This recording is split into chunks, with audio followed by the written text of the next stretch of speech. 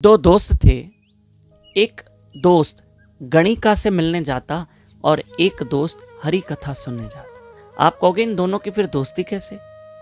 तो जो हरि कथा में जाता वो यही सोचता था कि मैं एक दिन इसको अच्छी राह पे लेके जाऊंगा, मैं कुसंगत को छुड़वाकर इसको सत्संग की ओर लेके जाऊंगा।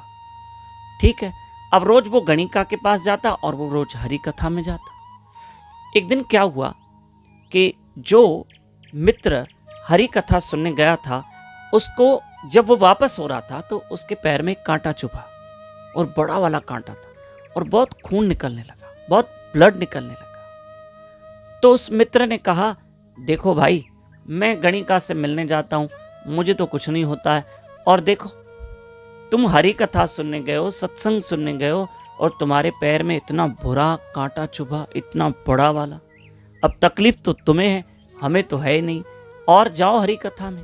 अब वो ताने दे रहा है। मन में इस दोस्त के एक विचार आया कि ये गणिका के पास जाता है, इसको तो कुछ नहीं हुआ, और मैं तो सत्संग सुनने जाता हूँ, महापुरुषों के पास जाता हूँ और मेरे पैर में इतना बड़ा कांटा।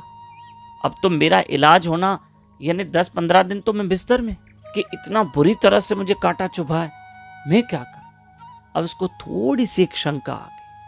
उन्होंने महापुरुषों से जाके पूछा कि मेरा एक मित्र गणिका से मिलने जाता है, मैं उसको बार बार समझाता हूं कि उस मार्ग को छोड़ दे और भक्ति के मार्ग पे चल, लेकिन मैं भक्ति मार्ग पे चलता हूं, आपके यहाँ कथा सुनने आता हूं, और आज मेरे पैर में इतना बुरी तरह से कांटा चुभा, ऐसा क्यों हुआ?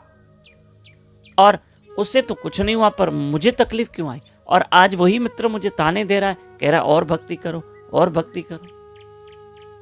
कभी कभी संसार के लोग आपको भी कहते होंगे, आप भक्ति करते हो, भगवान न करे कोई दुख तकलीफ आई तो लोग कहते हैं आप तो बहुत भक्ति करते हो, फिर आपको क्यों दुख तकलीफ आया?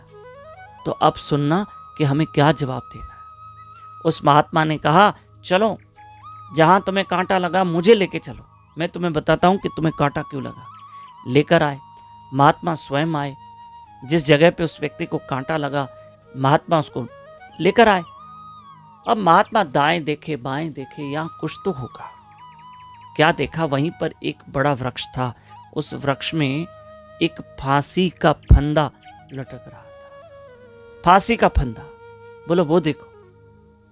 तुम्हें पता है इसी जगह पे, अब महात्मा तो त्रिकाल दृष्टि थे, उन्होंने कह दिया कि इसी जगह पे तुम्हें जिस वक्त कांटा लगा ना, उस वक्त तुमको फांसी लगने वाली थी।